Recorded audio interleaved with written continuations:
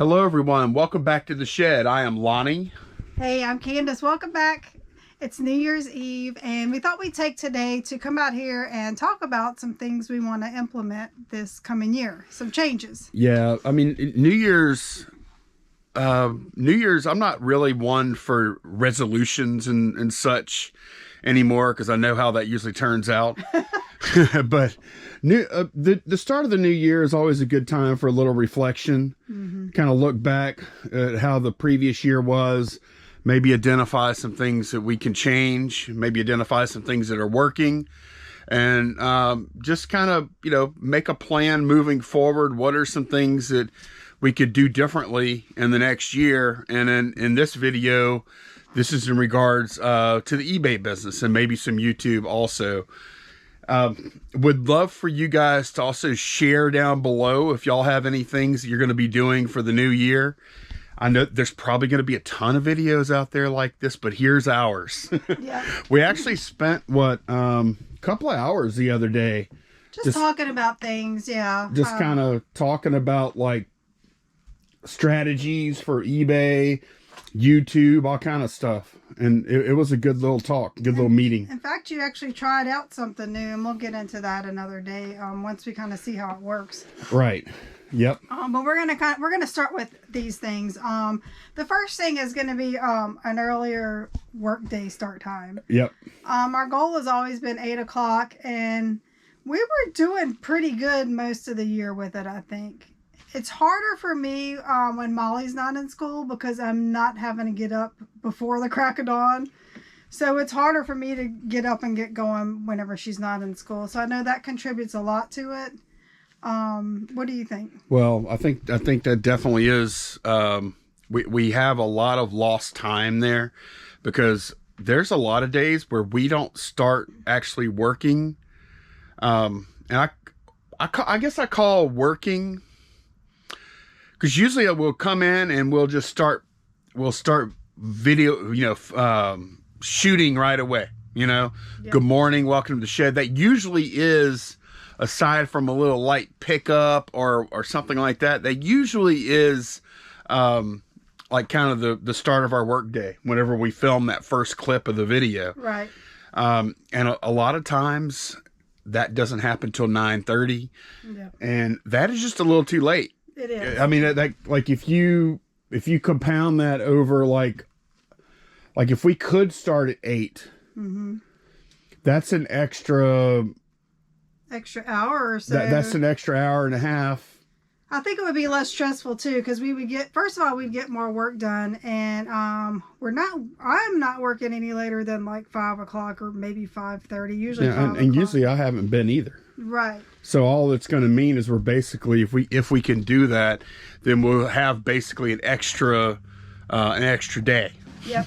And I work. think most eBay sellers know the more you list, the more you're going to sell, and it's definitely a reflection of how things are that we've seen. So I think if we get out here and get those orders pulled early, that'll give more time for listing. Yeah. So I mean, what I'm kind of thinking, Candace, is like get out here for 8, and then actually get started like by 8:30. Yeah. You know what I mean? 8:15, 8:30. Because we do come out here, we're sipping coffee, we're cleaning off the bench from the previous day. Candace is dealing with like important. I'll start doing the cross listing stuff, and you'll start actually like dumping the stuff off the camera. I'll dump footage from the previous day or two or whatever, and offload it on the computer, and we have our little things like that. So we might need 30 minutes for that before we actually get going. But ultimately, I do think starting earlier could take a lot of pressure off of us, like you said, later. Even if it's not about getting more work done, it's just about maybe working at a more moderate pace all day without being frantic and stressed out. Yep. Yeah, I agree with that.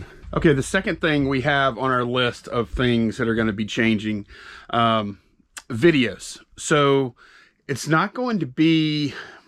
There won't be less videos. No, they're not going to be less videos. There may even be more. There's probably going to be more. Yes. And it might be considerably more. I think what we're planning on doing is doing a whole lot more how-to type content. Hopefully that's a little more evergreen. We're going to continue to shoot the vlog style stuff. Yes. But you're going to see, you'll know whenever you see the video for a video from the new strategy, you're going to know, oh, that's different. Instead of having like bits and pieces of how to like buried in a video, we're going to try dedicating whole videos to that. Right. We're still going to have videos on order pulling. We're still going to do haul videos Right. when we have hauls. Nothing's going to change except for maybe the format.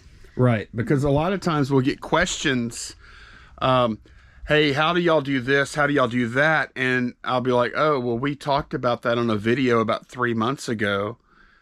And there's no video title to refer to. And we wouldn't know how to find it if we wanted to. No. Like we have all this content with all this information that we could refer people to, and a lot of it is good.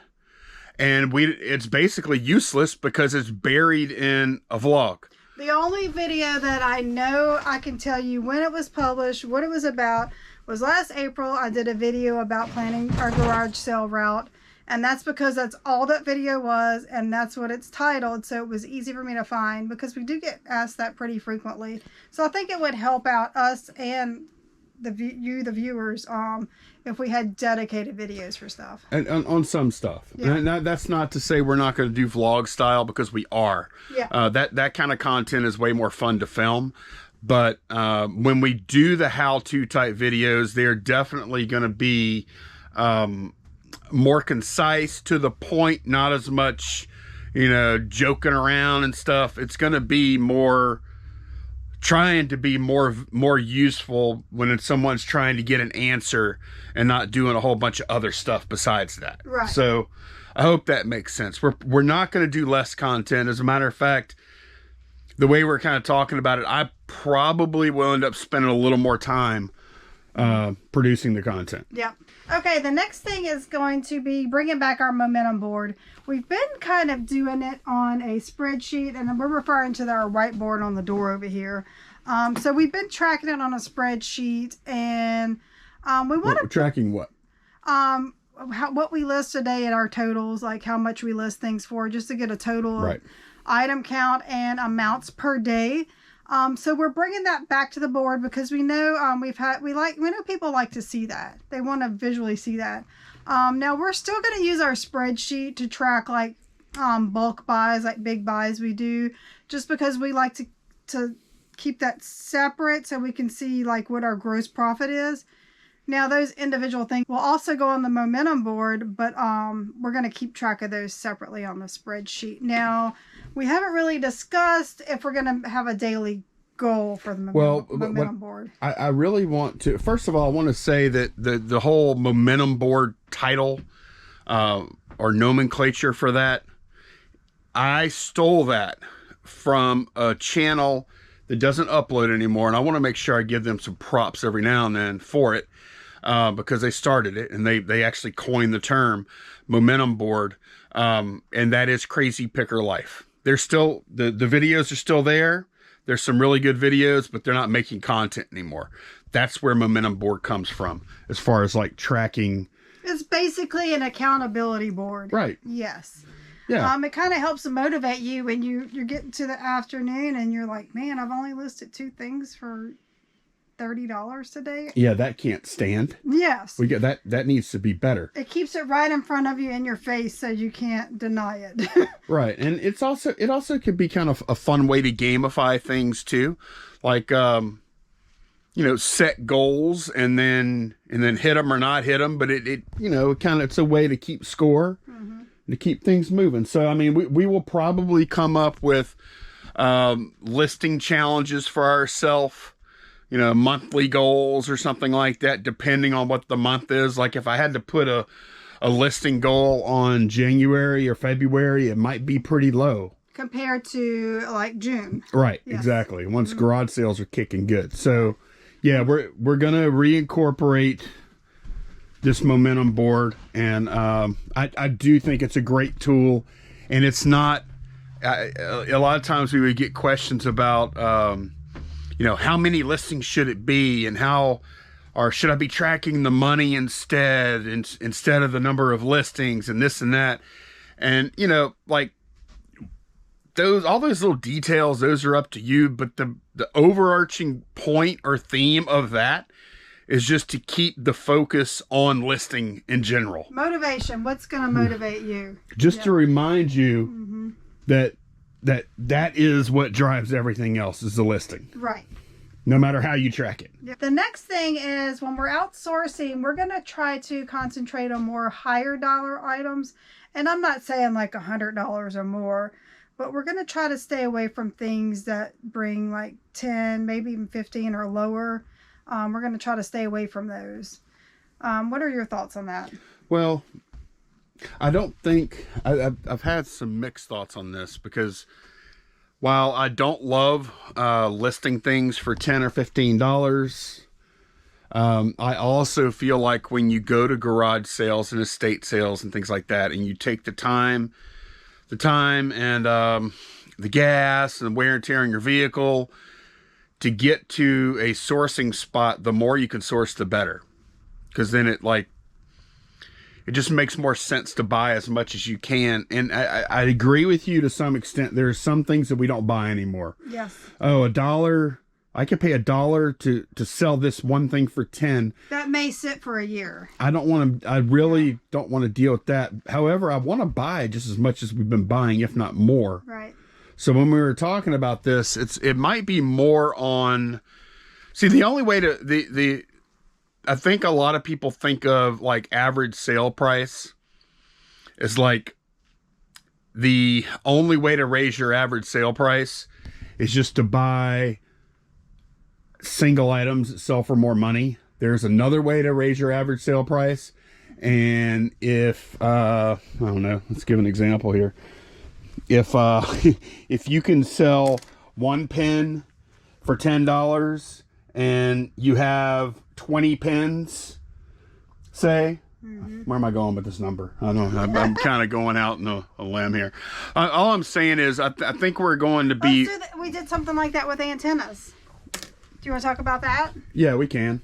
Okay, so we had antennas listed we had bought bulk of and tried to sell them. It's been like a year and a half. We tried to sell them like individually, and we've sold one in that time. Right. So we decided to bulk them together, do it all one lot. We just did this like what? 25 brand new car antennas. Yes, we just did this like 2 days ago. Right. Lot them all together, give somebody a great deal, maybe somebody that restores cars or something like that. Right. So yeah, we're looking at more into that, at things that may be slow movers or lower items that can be bundled. We're gonna focus on bundling those types of things more. Right. And like, here's the thing though, is like, I hate to set a hard fast rule like that, because there are some special cases.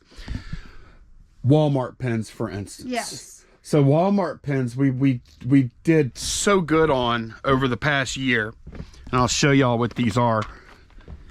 It's these little guys here, and this is a case where I don't know, like, we've sold a ton of them, so but this is going anti what I was just talking about. I know, but we've also talked about come after this year's year annual meeting of the shareholders, because we sold a lot right Oh, I before thought that. you meant of ours. No. I'm like, we don't have shareholders, Candace.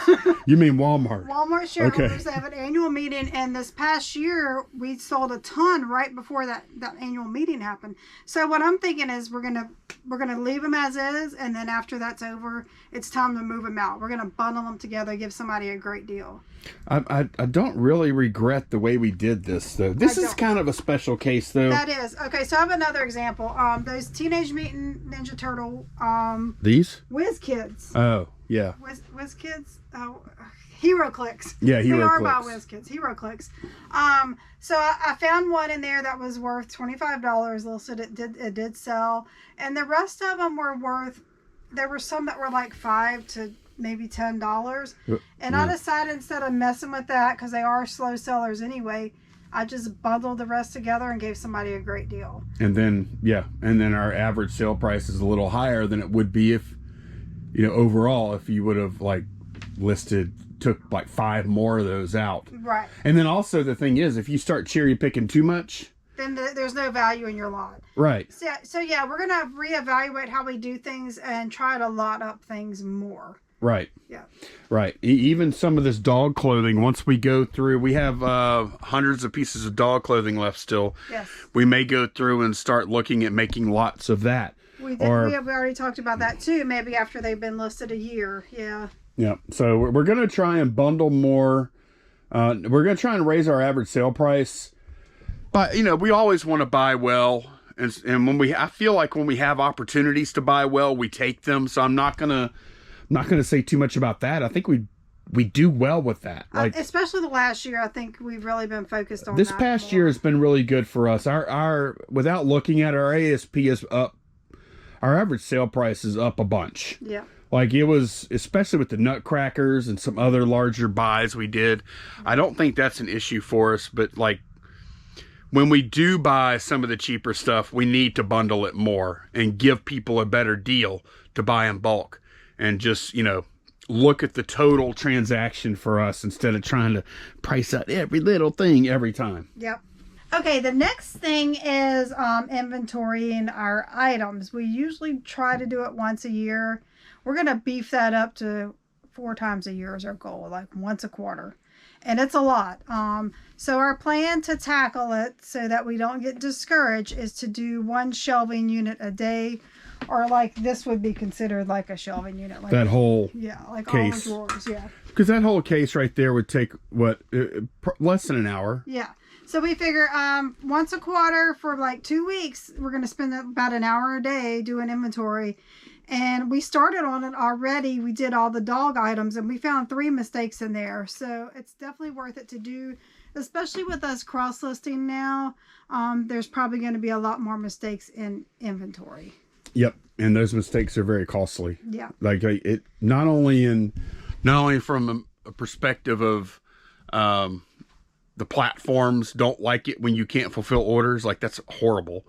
But just the customer experience is bad. Like we want to provide a good customer experience, regardless of what the platform thinks about it. We still want to provide a good experience for that customer. Right. And if they're buying things and we're not able to ship them, that's a poor experience. Yeah, they're putting their money forward to buy this and we can't give it to them. And we look like idiots when that happens. And then they have to wait on their refund. So it's not good. And that leads me into our final thing is our supplies inventory. So many times we've run out of stuff and had to wait for it to come in the mail. So this is my plan and we'll see if it works. I'm going to touch briefly on this. This is like cleaning supplies, packing supplies, just stuff like that. I feel like when we get down to like a third of the supply of a certain item, then we'll just go ahead and order it or pick it up, whatever we need to do. We'll see if we can do this because we've talked about this before. We've even put plan in place before to track. Yeah, it was very it was cumbersome and just like something you didn't want to deal with. Right. It doesn't need to be that serious. It could actually be as simple as Candace one day a week saying, "Hey Lonnie, what boxes do you need?" Yeah. Oh, wait, that's true. Yeah, the 644s I ran out yesterday or it's getting low or whatever, right? Mm-hmm. And like the bubble wrap, so many times the bubble wrap, I'm like, oh no, I've only got a few sheets of bubble wrap left. Yes. I better put my order in. And well, what I told him, like if he's ordering 3 rolls of bubble wrap at a time, when you go to open that last one, that's when we need to order. Just have something in the back of your mind like that, Yeah.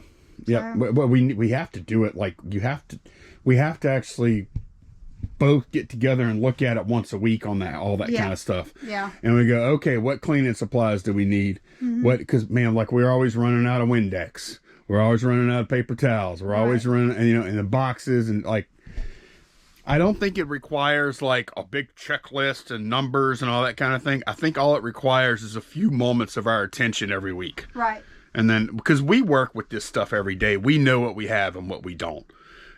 Okay, this last one is a little less, a lot less serious. It's just for fun, but it's going to be fun. And it's not like a thing for the whole year. It's just something we're going to do right now just to start off the new year. We thought this would be fun. We picked this up at a garage sale. It's like a cork board. Board?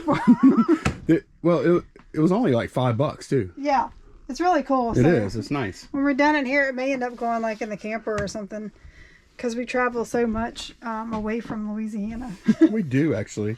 So, This woman went on an Italian cruise. She went on another cruise. oh, no, I'm thinking more like in the camper. Oh, Yeah. yeah. We didn't go on that many trips in the camper this year. It could be just our travels. Anyway, we're digressing. So this is what we want to do, starting with sales that happen starting January 1st, which is tomorrow for us. We're going to mark each state that we sell to, and we're going to try to fill this sucker up. Every time we sell, not like once you sell to a state, that's it. Yeah. We don't mark it again, right? Right. We're going to try to sell to all 50 states. See how long it takes. Which one do you think will be the last one? Alaska. You think so? Yeah. Yeah, it could be. How often do you ship to Alaska? Every now and then. I know, but I don't know. I'm also wondering if it might not be like one of these little states, like a Rhode Island or something like that. Yeah. So, man, some of those states have some very low populations. Yeah. Like Maine.